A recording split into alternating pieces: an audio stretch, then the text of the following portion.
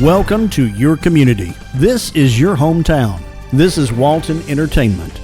This is where you can hear from the community and those making a difference.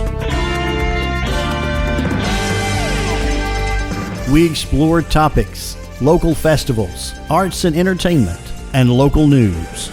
For this program and much more, visit us online at yourlocalstream.com. That's yourlocalstream.com.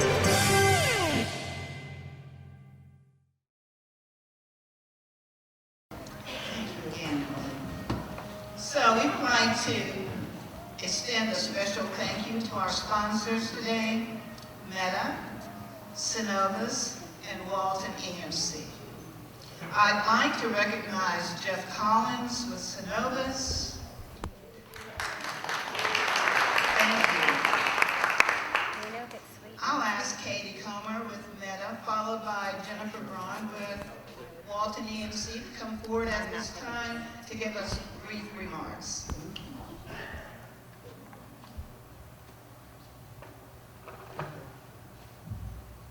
Thanks, Bonnie. I'm glad I don't have to follow Jennifer. We want to thank you guys for allowing us to be here. I'm Katie Comer. I'm our head of community development for North America at Meta.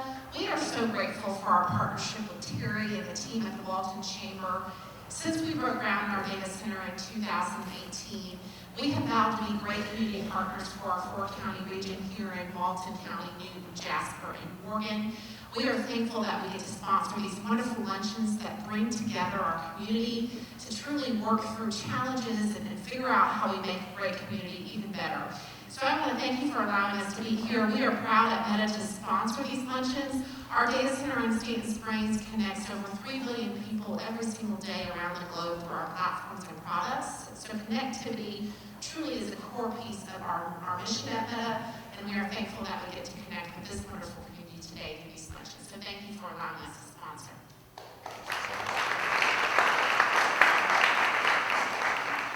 Ooh, can I stand down here? See, I didn't tan my legs. So if I get up there, y'all will see. But here, only the front row knows. Alright? See, Katie, I didn't want to follow you because you didn't even have to have notes. If I don't have notes, I'll tell you stories about my dog. So, as you said, my name is Jennifer Brown. I'm the youth and community representative with Walton EMC. And everybody knows what Walton EMC is, but just in case you don't, we are an electric cooperative. So we power your homes, your schools, and your businesses in this area. Now, since we all know what Walton EMC is, I thought I'd share a few facts that you may not know about Walton EMC. All right, so, and I had to write them down so I didn't forget them. All right, so Walton EMC does serve 10 Northeast Georgia counties.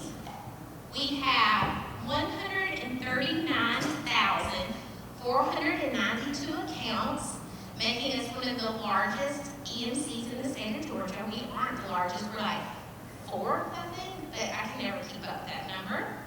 We have 7,294 miles of energized power line, and we have an electric service reliability rate of 99.9%. So, you may not have known those things about Walton EMC, but the one thing I hope you do know about Walton EMC is that we love the communities that we serve.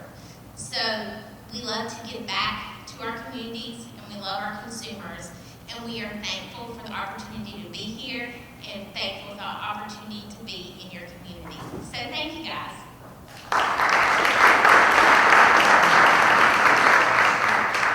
Thank you. So now I will present our member of the third quarter. The company that we are recognizing today has been a member since 2018. The owner is a chamber ambassador and a referral group, serves on several committees, and a graduate of Leadership Walton. On their website it says, small business doesn't have to mean small solutions. We partner with startups and small team businesses to provide the same support, security, and expertise as in-house tech department, keeping your business secure, making it more productive, and setting you up for growth. Gilner is always willing to step up and help. One of the reasons for the nomination was what he has done for our reality check program that we do with all 8th graders at public and private middle schools. It's the game of life, and it's been paper, pencil, and calculators. All of those who have attended remember those days. Oh, don't forget the clipboards. And it wasn't until this year when this company, on its own time and expense, made this wonderful program digital for our students. We want to say thank you. Our member of the third quarter, Push Motion.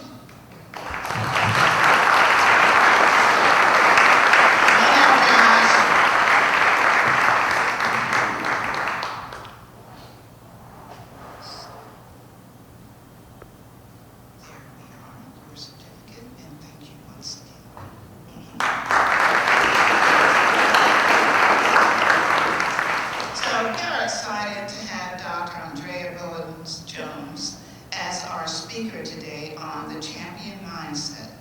Let's give her a hand. A big Walton County welcome.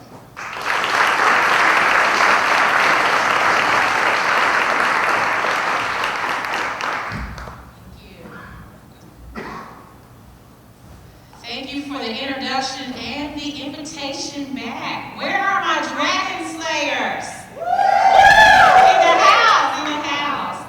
Okay, for those that don't know, sorry, you just don't know. We missed you at the women's event. Okay, so let me pull this up. As I open up today's presentation and get ready, a few things before we get started.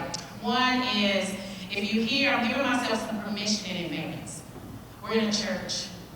I'm a child of God. So if something goes down up here, know it's okay. It's okay. God he's doing what he's doing. So I'm giving myself permission to just lean into the spirit that God has over my life for the work that I do now. But a little bit about me before I get started and why we're going to talk about this champion mindset stuff today. I am a chemist by training. I actually have a PhD in polymer chemistry. Anybody know what a polymer is? Yay! A plastic, yes. Except I didn't work on the containers. I worked on the kind of polymers that are like safe to put on your skin because I worked on deodorants. So yes, I made those pits. I went to school so I could smell pits and make your pits smell better. That's what I went to school for. But I spent 15 and a half years in corporate. During that time, my team that I led developed technologies to go into some of the biggest brands. So, anybody, take a guess. If you used deodorant this morning, what brand did you use? Old Spice. Old Spice, I heard. Old Spice, I heard. No, and we're competition. Secret, yes, Secret. I heard somebody say Secret. Yes, I worked on technologies to go into Secret, Old Spice at the time, Procter & Gamble, Gillette. But I left all of that behind in 2015, and I left it not because my career was tanking, but because there was something bigger, a bigger call on my life, and that's what I do now. I speak, I train, I coach. What I loved and absolutely loved when I was in corporate is developing teams and developing the people on my teams. And I don't know if I somehow got the team that was probably the most dysfunctional, but by the end they were rock stars they were rock stars. Because what I loved doing was pouring into people. So this topic that we're going to talk about, champion mindset, is actually one that I developed in 2016. And I developed it during the Olympic time. So go to the next slide. As I was sitting there watching the Olympics, how many of you love watching Summer Olympics? Yeah, you watch sports you never even knew was a sport. And you're like, really? People do that? Maybe I could be an athlete. Maybe. So I wasn't born with that. Even though I come from an athletic family and I'm from Alabama, I have an uncle that played professional football. And I remember growing up as a kid, and I'm going to get to the Olympic story, don't worry. I remember growing up as a kid, he was like a dream, He was tall, he was muscular, and he was super fit, and he was fast on the field, and he was fierce in tackling. And he ended up going Hall of Fame. I'm from North Alabama, so he went to inducted into the UNA, Northern Alabama something Hall of Fame. And eventually played for a little while, a couple of seasons, during the Raiders, when the Raiders went to the Super Bowl. Now, I was a kid, so me and my sister couldn't go, but we got to see him on TV, and that was super cool. But I never had an athletic gene. I was the kid that nobody ever picked to be on their team. The one that stood there and just waited to be picked to go on kickball, and then they were like, okay, we'll take her. But if it was Scrabble or some kind of challenge, I was the gal. I was first all the time for that. But so I think that's why I was so fascinated by the stories that would be on the TV during the Olympics. Because you would see these amazing stories from people from countries you would have to Google to figure out where is that country, why are they so fast, or why are they so this? And you would see all of this backstory, and you see the struggle that they took to get to the stage for that one chance, one opportunity. Now I just want you to think for a moment. Do you think before Mike Phelps or Michael Phelps or any of the other greats that go down in Olympic history got into their race or got into the pool, do you think they go in with a mindset, I might lose this? Anybody? No. They never go into that. Or maybe I'm just going to do enough so I can qualify. I'm just going to do enough so I can do this, and you can fill in the blank there. No. And actually, it was an interview with Michael Phelps that really stuck out during this time, because he talked about something that was so relevant to what I was going through.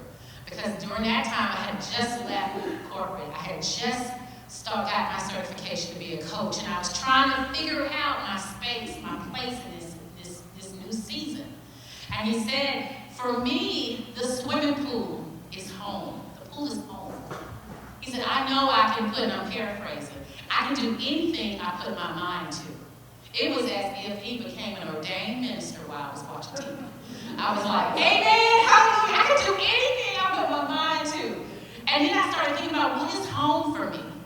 What is home? And I want you to keep that in your mind as you think through what is home for you.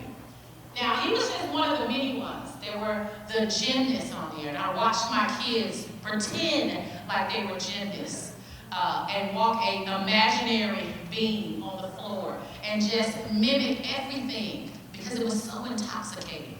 So it's something about when you see others that are moving toward these amazing experiences that somehow you just can't help to want to be a part of the story. Next slide, please. And that's kind of what's setting the stage for what we'll talk about. This whole thing about not settling for mediocrity. I started looking at my career at that point, and I looked at my corporate life, and although I had great accomplishments, I could see where I settled into mediocrity. Now, I was the first African-American woman to get a degree in my discipline from Virginia Tech, first. Not a lot of women look like me and have a PhD in chemistry, but somehow, as being first and still doing all these things I had accomplished, by the time I got into year 15, 14 and a half actually, I felt mediocre and was okay with it. Like, what in the world? You're a superstar, girl. How can you be okay with being mediocre? But that's what happened. So this quote here is one that I put into, this is an excerpt from an ebook that I published during that time. It's don't settle for mediocrity when you have the opportunity to achieve extraordinary results. It starts with having a champion mindset. Now, the key word in that one is opportunity. You have an opportunity, but if you don't take the challenge, you don't rise to the challenge like the Olympic athletes do, then you won't have the opportunity to strive and stretch. Next slide. So, what is the big thing that kind of helps to cultivate all of that? It is the fact that your thoughts impact how you view yourself and how you view the world around you. There's a great quote that talks about the fact that if I change the perception or how someone views the world by a millimeter, and think about how small a millimeter is, then I change the way they see the world. just by their perception of it. James Baldwin said that. And he was right about it. Because if I give you a different thought, if I give you a different view, a different perception of something, it changes how you view things. So I started thinking about this, and think about the number of white walls you may have in a house. It may look like really, really white, it may look like buttercream, it may look like eggshell, and all these different things. So you may look at the wall and say, it's just a white wall. There's somebody with a different perception say, you know what, it looks a little buttercream to me. Now when you look back at that wall, you can't unsee the buttercream because they've now said it. So everything you look at compares it. It changed the way you view it. That's a simplistic way to think about the fact that if you change your perception, how you think, you can actually change how you are. Now, we're going to walk through this a little bit. Next slide.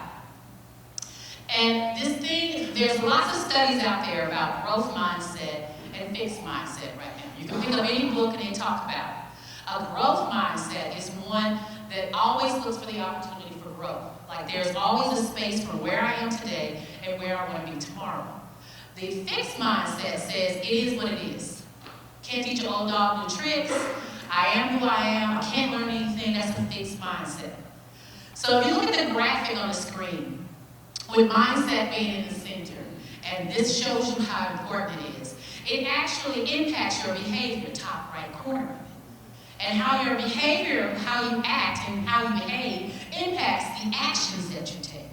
Whether you're choosing to take a step, whether you choose to, man, I'm not going to slide into this opportunity, I'm not going to stretch myself outside of my strength zone, I'm not going to stretch myself to rise up to the occasion. Those are the actions. It also forces the mind to whether you think whether or not a solution is available or not. Or the next one down there at the bottom is the results. Your mindset controls the results you get. If you think like a winner, that's what champions do, then you are a winner. You are a winner. You will be a winner. Then the other one is about performance. So if your mindset is stuck in a place that you don't see the opportunity before you, then the performance will. And it creates this cycle that keeps going on. And then coming to the top, your attitude. Zig Ziglar said that every day we need to do a checkup from the neck up so that we can remove stinking thinking. Somebody tell me, what do you think stinking thinking is? Smelly hair? Is that what you think? It's not smelly hair. Negativity, yeah, somebody said absolutely right. It's negativity. Negativity is a mindset. And if you stay there so long, and I tell my children this too, it's okay, it's life. You're going to visit some streets, but you can't stay there. You go visit negativity, don't hang out there. And we'll get into it later in the presentation. We'll talk about what happens when we invite these other things in. Next slide. All right, so I'm going to give you a test. You didn't think you were coming here to take a test, did you? So I want you to grab your phone or a piece of paper because I need you to record the numbers, how you evaluate yourself for each one of these. Yes. The scale that you're going to take this test on is a 1 to 5. The 1 is, I do not agree with this statement. 5, all the way to 5, is highly agree with this statement. Or you might pick something in between. First question on the screen. I view myself in terms of my strengths, not my weaknesses. Rate yourself. I do not agree, or you highly agree, or you're somewhere in the middle. 2, 3, or 4. So go ahead and record your number. Don't lose your number. If you're really smart, you'll pull up the calculator. Just give you a key. So that way you can do a little math. All right, next question. Rate yourself again. I see my potential for success as high. 1 to 5. Don't worry, I'm not going to ask you to pass your papers to the front. I know. So everybody knows your business. This is for you. Next one. I see my future as bright. What's your future? Man, when we were kids, think about the big dreams, the big goals we had. As you get older, those get smaller. But you can't stop dreaming. Next one. I see my gifts, talents as an asset to be leveraged to fulfill my purpose. It's okay if you don't know what your purpose is, but do you see yourself with gifts and assets to fulfill your purpose? 1 to 5. And then the last one on this slide. I see my ability to overcome obstacles, perceived or real, in my path to success. So you have an ability to overcome. 1 to 5. Next slide. Number 6. I do not compare my gifts, talents to others because they are unique to me. You don't pull out the ruler.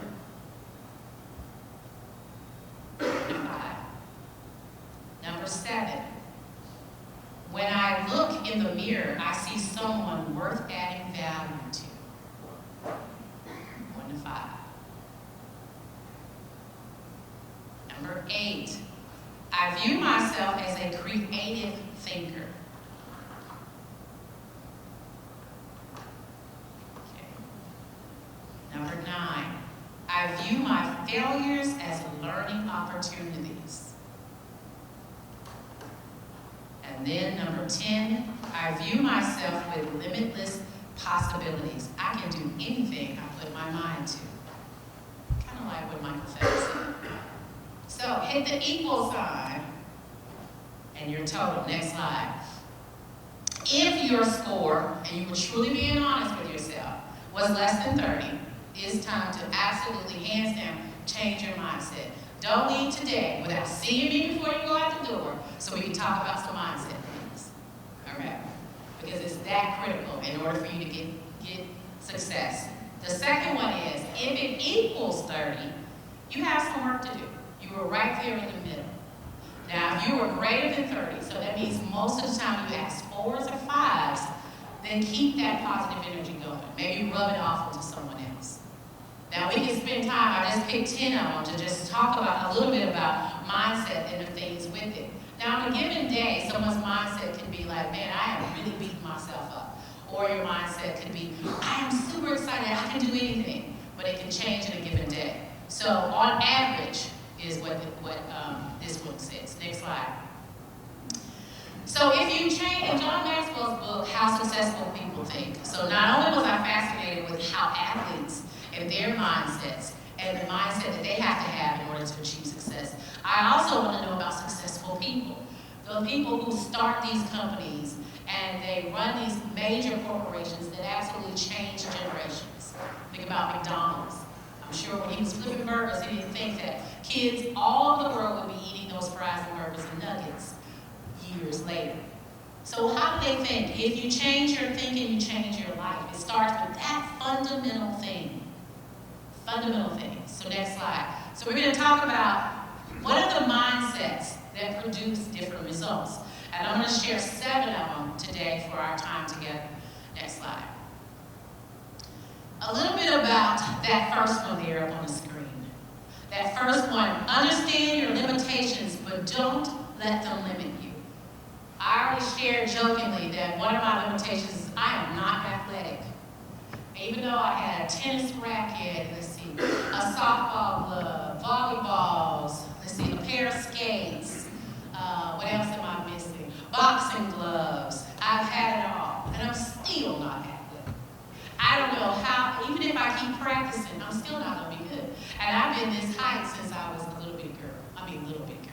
I was tall like teachers. I don't know what my mom was feeding me, but I grew to 5 foot, almost 8 inches tall, very young.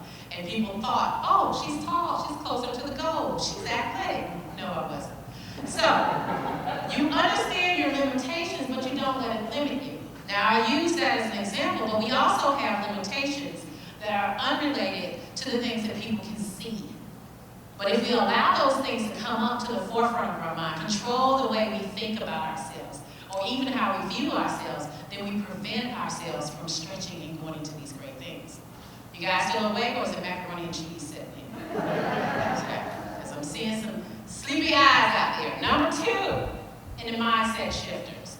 Create a strong work ethic that produces results. We're going to park there for a second. when it comes to this work ethic thing. When I left corporate, I was used to getting up in the morning, dropping kids off at daycare, and being at work by a certain time. What do you think happened when I left corporate and I did not have someone telling me I need to be at work at a certain time? Anybody? Yeah, I was in my slippers. And then I would get up, and before I had clients calling, even though I needed to do some work, that was my work attire. Before everybody was working at home, it was okay, and it was funny to have pajama pants on and blouses. That was me all day long. But I noticed for me, I could not be disciplined that way. I needed to physically get up because I had built my entire life off of routines for so many years that sliding into an area where I had no routines, my mindset changed. Fast forward, as the phone started ringing and I got clients and I had somewhere to be and I had to dress, then I went through another one where I had to change the environment. Then I was physically at my desk at home, and my desk sits in a corner and there are no windows. For me, I love natural light. And so even though my business was growing and everything else was growing, I still had a mindset that I felt like I was that first year, that second year. So I had to move my office outside of the house in order to create a new discipline of getting up and going to work, even if it was just a few days a week. So this thing about creating strong work ethic, you have to know how you're wired and what is going to help you in order to stay disciplined toward whatever the mindset to achieve your goals are. You guys with me? Okay. All right, number 3, learn from your failures. How many of you are entrepreneurs, have started a company, running your own company? Okay, it looks like half the room are entrepreneurs. How many of you have failed on this entrepreneurial journey? Tell the truth. Yes. If I had 2 hands, I'd put both hands up. Failure comes with whenever you have risk. And when you step out to do something super risky, it will involve failure. The thing is, learning from it. My first year in grad school, I had never failed a test. No, that is a lie. I lied in church. I did not mean to say that. Okay, I have failed. I never failed a course. That's the truth. I had never failed a course. And then I got into qualifying exams for the PhD, and I failed it. And that meant that I had 2 choices. They said, call me in the office and said, Andre, you can go home, or you can get another master's. I was like, I already got a master's. I don't want another master's. I came here to get a PhD. So I had to take the test over again. That failure, when I say failing a test on that stage for a goal that I thought I basically taken for granted that I was going to pass, absolutely changed my life from then. And at that point, I have never, ever took it for granted that just because I have knowledge, it is guaranteed success at the end. And I learned that early in the career. Failure comes with the job. It comes with the risk. It comes with stepping outside of your comfort zone. The thing is, will you learn from it? Will you capture a story that will change the way you do things? I never took it for granted. I don't walk into any place and not be prepared for something because I know what that felt like when I heard that I failed. Are you kidding me? I got a master's. But I also know I didn't study. I said, oh, I'm going to pass it. I know chemistry. I know this stuff. Number 4, stay focused on moving forward. Now, we're talking about mindset shifters. That this whole thing of moving forward, if I told you your task today was to walk out of here and to walk to your home, wherever your home is. Some of you may live 2 miles from here. Some of you may be 10 miles from here. But if you keep walking, you will eventually make it to your home. It might take you a long time, right? So that's the thing about progress. Now, if you tell me you live in downtown Atlanta, it's like, just keep walking, just keep walking, just keep walking, keep going. That's the thing about progress is it doesn't matter if you leap or if you jump or if you jog to it to get to the next point. As long as you keep moving, you're making progress. Sometimes progress looks like a baby step. That's it. I'm not where I used to be. I'm not where I want to be, but I'm not stuck in this place behind. The challenge is to keep moving forward. And if you keep a mindset of no matter what it looks like, I'm going to keep moving forward, then you'll get closer to that goal. So we're at number 4. Number 5, make winning your goal, but being your best the mission.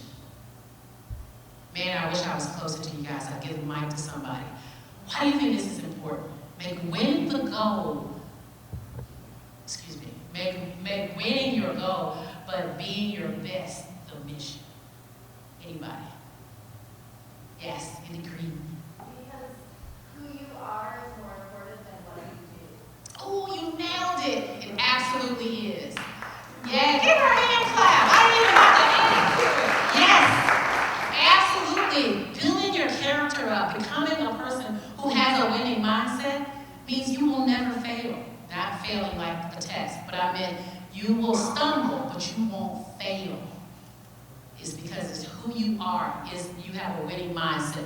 Which is why when you look at those athletes I talked about in the opening, although they would lose a race, you'd see them back at it 5, 10 minutes, the next heat later, running hard because they brush it off, learn from it. Hey, maybe I need to drop my shoulder when I get into that turn, or maybe I need to stand a little different, or stretch a little different. They're already adjusting on the course along the way.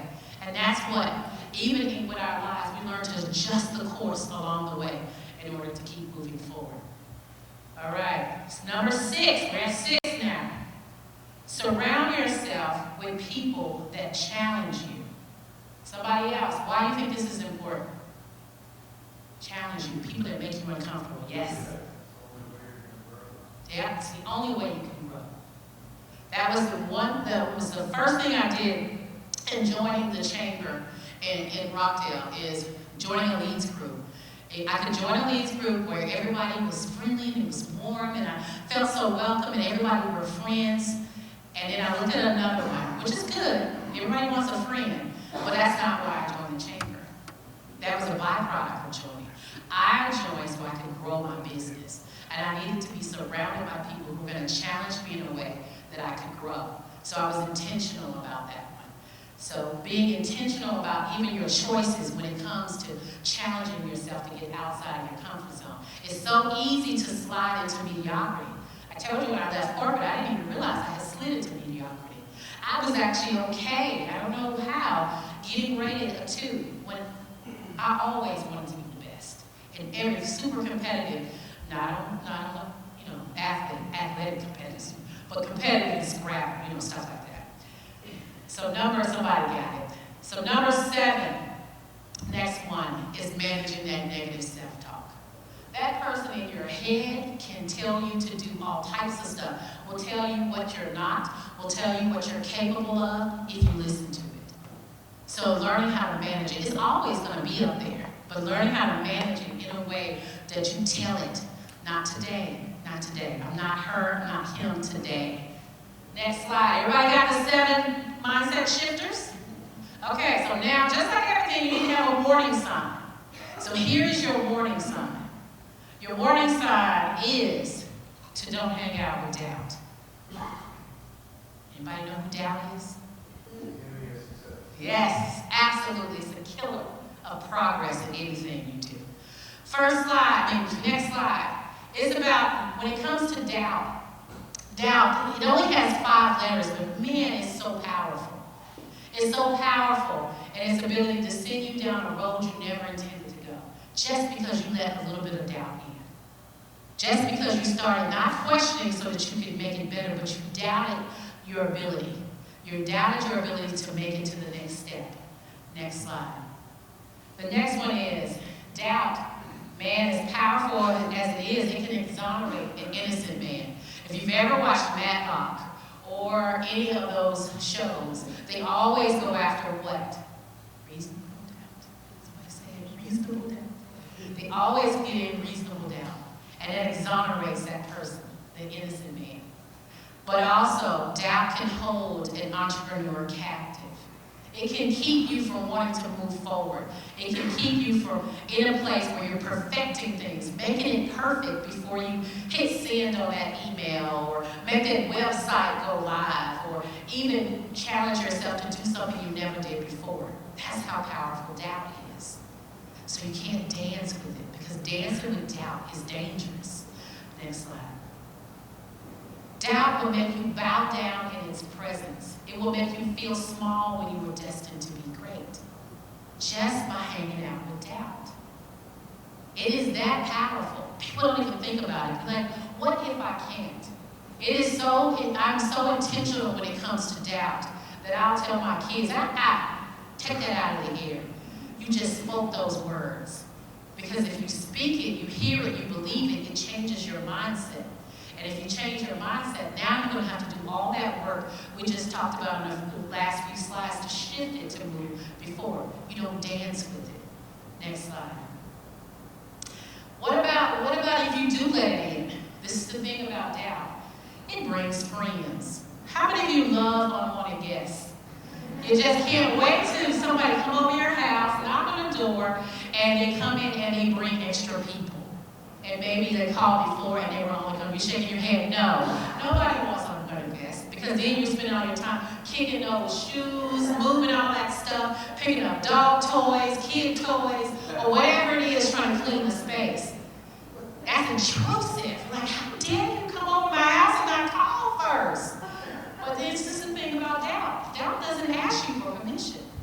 You know, it's not going to ask you, is it okay if I bring along with me a little discouragement? Because that's what happens when you let doubt in. And then laziness sets in, complacency sets in, and then finally that quitter's mentality. And that'll keep you from moving forward. That's what doubt does. It's the intrusive house guest. The one that you said, yes, you can stay over for 2 days. And you wonder why they come in with a big old suitcase and 2 other suitcases behind it. And be like, can you still help me with my bags? Because they're moving in for a while. That's what doubt does. It moves in. And it sets up camp.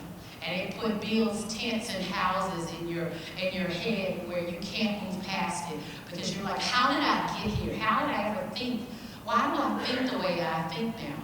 It's because you allow doubt to come in. You can't hang out with it. As soon as it comes over, you got to tell it, you got to go. I don't got enough food here. The beds, all of them occupied. Sofa, somebody sleeping there too. You don't have any room in your doubt. Open the door and let doubt go out. Next slide. This is another thing that doubt can do. Doubt can unravel months, even years of progress in just a flash.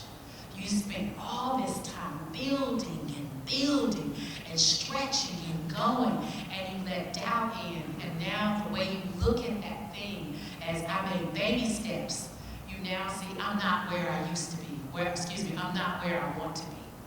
And now you unravel all that progress you made because now you're using a metric that's not even supposed to be the metric. And I'll give you a great example to this. I love telling stories, but I know we're close on time. I'm coming. I'm going to land a plane. I'm coming. But I was new to this entrepreneur life, and it's hard. So I applaud all of you guys who have been in it for a long time. I applaud you because it is hard work. And whenever I hear kids say, "I'm going to grow up and own my own business," I want to pull out. Do you know what? You're going to fail. You're going to make mistakes. I want to go down the list. But that first year when I came out, because I was so used to running the corporate business, you know, you forget that was your money that you was budgeting every single year. And it became a little bit harder. And I had all these goals, all my goals. I had all the plans together because I'm a super planner, were all related to financial goals. And so when year one came and I didn't hit those financial goals, I was looking at myself like, man, are you sure, Andrea? Are you sure? This was, asking myself. Showing up in front of my family like, yeah, I got it. I got a plan. I got a new plan. My new plan is going to get me to that financial goal. So I go back to the drawing board. I go out again, going against that same plan again. Still didn't hit that financial goal. And then it occurred to me that I had the wrong goal. The goal in year one and year two was not about finances. It was the fact that I literally had moved the entire family like the Clampetts from Ohio to Georgia. Nobody knew me in this community. Nobody. Well, especially here. Y'all don't know me here. But nobody knew me in Rockdale. And I didn't even have a business. So my first year, my goals should not have been about the financial goals that I had set. It should have been about the fact that I just needed to establish myself, get legs on the thing, and make it walk. But this is the thing, because I had set the wrong goal, when I looked at all the amazing progress I made in terms of building the infrastructure of the business, getting my name out there. I unraveled it all with just stinking thinking in a flash. And it really went to a place where I was just really hard on myself. That I had to learn how, again, to encourage myself in order to come out so that I could be full, so that I could encourage others who are moving toward their goals. Next slide. This last thing about doubt, if it's capable of so much destruction, it can ruin your mindset. Why do people entertain it? Why? Why do you think they invited it? It's easy? Is that what you said? Easy? Mm-hmm. It's easy. I just doubt it. Maybe I can question it. Anybody else? Why do you think they invited him? There's no right or wrong answer. The truth is, I don't know. You're comfortable. Yeah, comfortable. It's familiar. So it's easy to slide into it because it's a fight to not be there. If I could say anything, it would be what's on the screen now is staying faithful to the journey no matter what it looks like. This thing about doubt, it says in the scripture that if we have faith and do not doubt, what can we do? Somebody went to Sunday school. Anything? Yes, anything. Move mountains. We can literally move mountains, which is anything, if we do not doubt and we have faith. The thing is, you stay faithful no matter what it looks like. So, all right, let's wrap up. What did we talk about? We talked about the 7 mindset shifters. We talked about the fact that doubt is the killer of all the progress, even our mindset that we have there.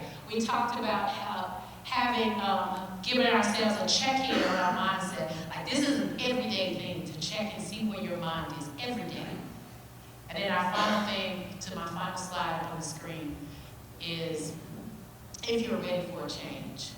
Sometimes you need a partner, all right?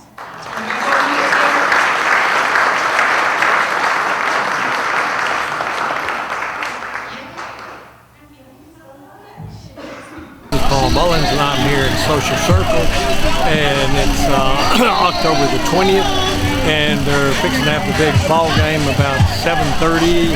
It's about 15 to 6, and they're having a big tailgate party here, and I understand there are some people here that were graduates of 1953.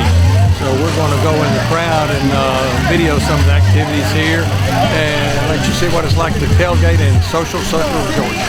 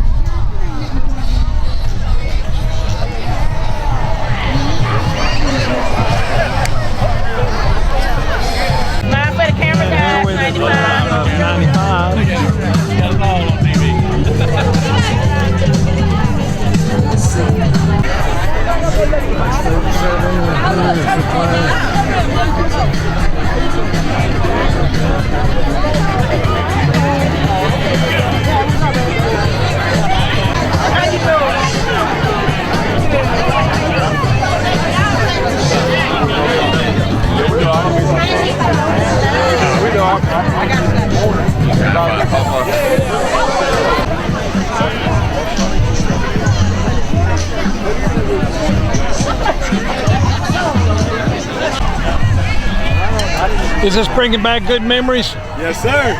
Yes, sir. Yes, Looks sir. like there's a good turnout. Yes, absolutely.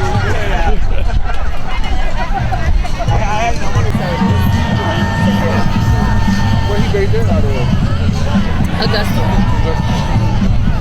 So he got money coming in everywhere. Is that really good though? Yeah.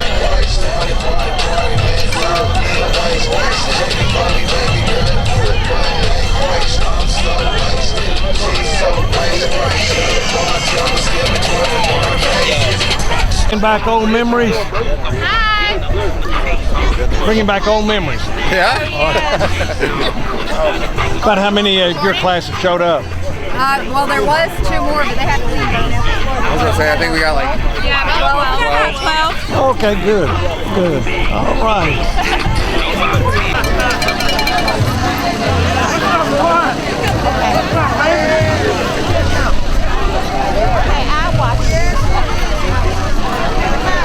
Class of '89 has really got this decorated.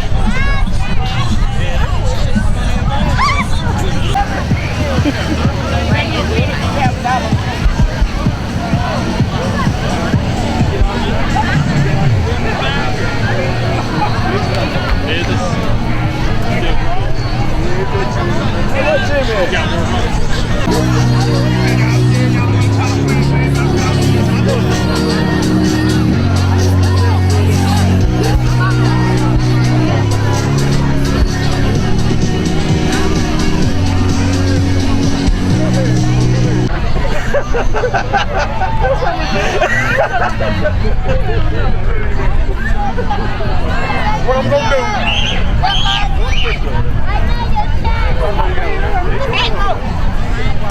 You don't know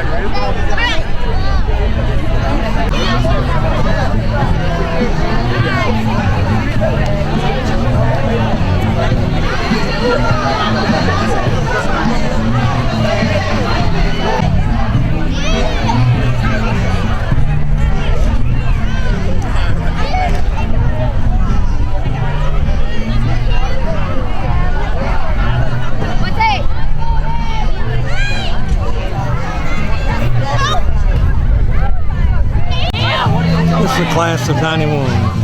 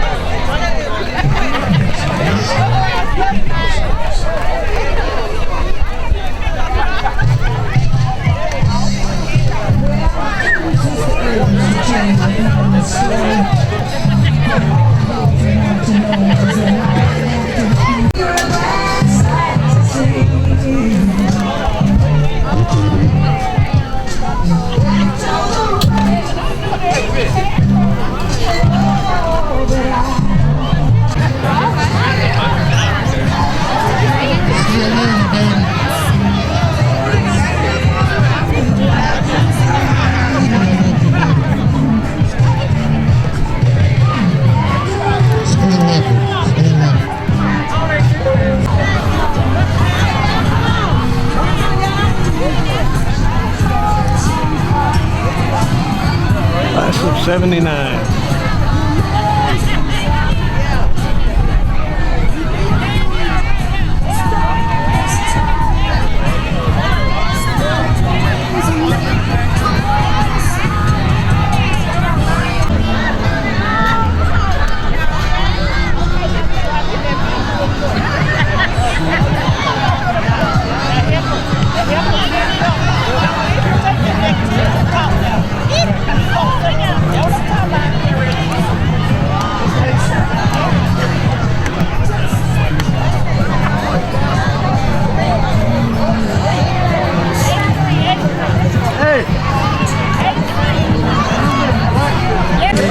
Class of 2008. Just the way I saw you last night.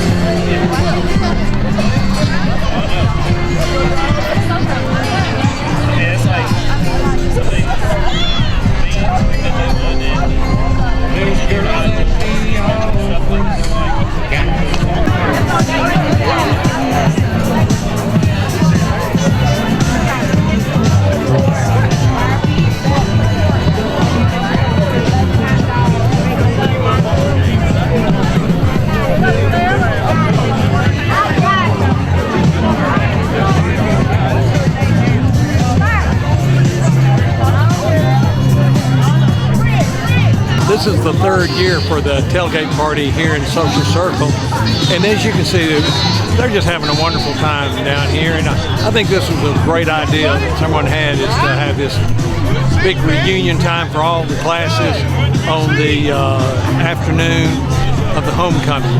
So this is Paul Mullins with Walton Entertainment.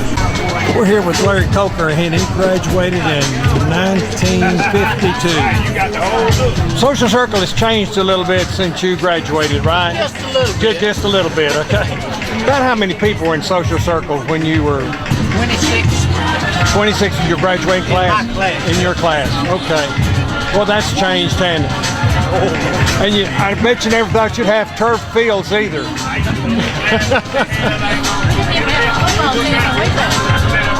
They didn't have one? 77, we didn't have a football. Wow. So no football team. Wow. So it's just studying and basketball. That's his daughter right there. 1977. 1979. Boy, what a, that's great. Thank you all.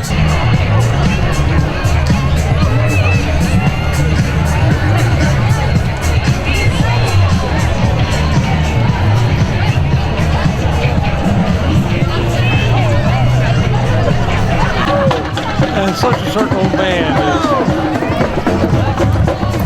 is showing up for this event.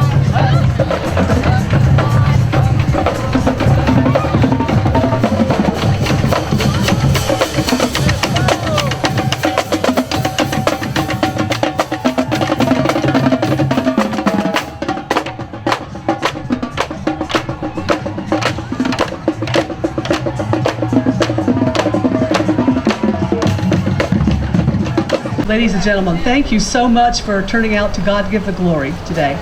What a beautiful day. Becky Bennett with Walton County Right to Life, and I have worked behind the scenes for the past 12 to 13 years with Terry Queen. As I originally started this with my own church, but I needed help, and Terry certainly helped me to grow this. As we gather today to honor Terry's last request, a request of profound significance, one that carries the hope for a brighter and more compassionate future. Terry's wish was simple yet powerful: to have 300 people come together in Walton County for the unborn baby's rights to live and to pray. As we gather today to fulfill Terry's dream, we should aspire to save 300 times 300 precious babies who are yet to be born. Let us remember today that through our collective efforts and prayers, miracles can happen, and that the lives of these babies and their mothers can be forever transformed. We're honored today to have two members of the Georgia Right to Life here with us, Genevieve Wilson to my right here, and another one that's running late, Zimmy.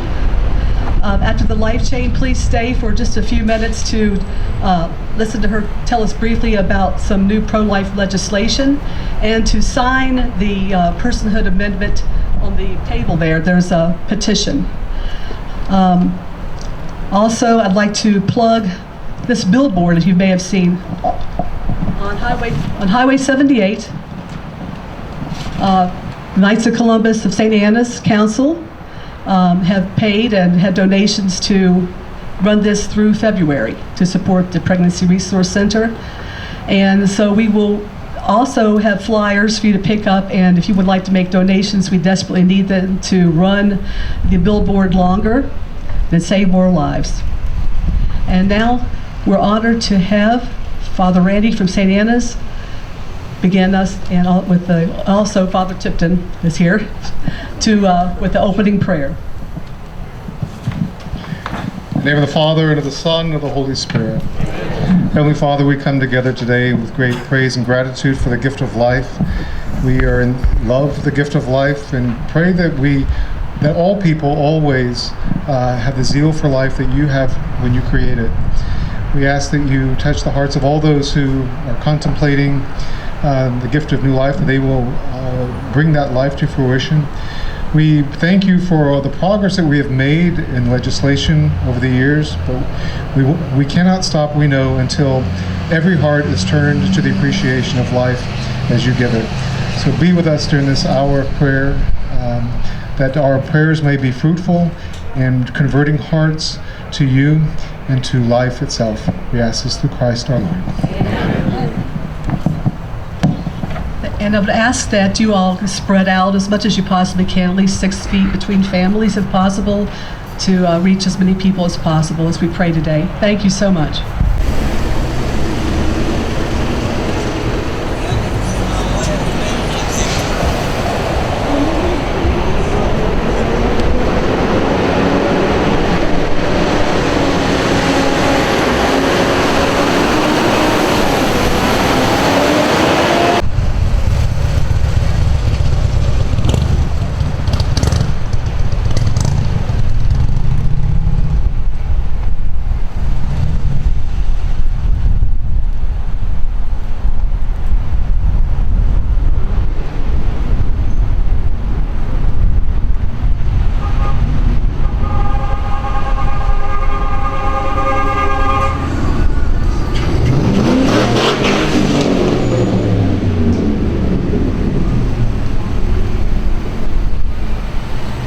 Well, I only put 3 together in the pile because I'm trying to spread it throughout the whole entire property, and I'm on 10 acres. Yeah, I can't wait for spring. We're going to be behind. Hello, everyone, and welcome to our greenhouse open house. We're so excited to have this open house. Today it's from 2 to 4, so hopefully if you stopped by, that would be great. But otherwise, you are always welcome to come out here to the Extension office and come in and see it for yourself. We're very proud of it. It's a 20 by 40 high wall, and we got it from Cooksville, Tennessee. And we even have the privilege today of having the son of the guy that put it up. Hey, Michael, can you come show your face? I don't want to get this is Michael Ledbetter, and him and his father, Mark. Oh, look. Hello. Upgrading Homes USA. Here. They're the ones that actually constructed it. I can turn around, you can see a little bigger. Oh, wow. And here's the number. They did a great job for us. And also, I always like to point out our celebrities, and so far, we've got David Keener here, the mayor of Social Circle, who is always coming to our events and a big supporter for Master Gardeners. So, thanks for coming out. Hey, Joel. I don't want to get in the picture. Oh, yeah. And let's pull Joel in too as well. Here is our extension agent, Joel Burnsett, and we're just really excited about our greenhouse. So anytime you're in this area, stop by and see it. We'll always give you a tour. Okay. Well, thank you. Thank you.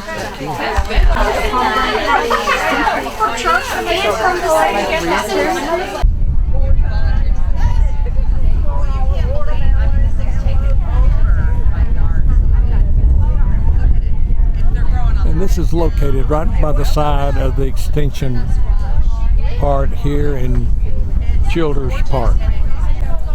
I'm going to show you the relationship of this greenhouse to the extension office. So I'm going to swing around and you'll see the extension office is just right over here. So it's real close to the extension service office, the new one.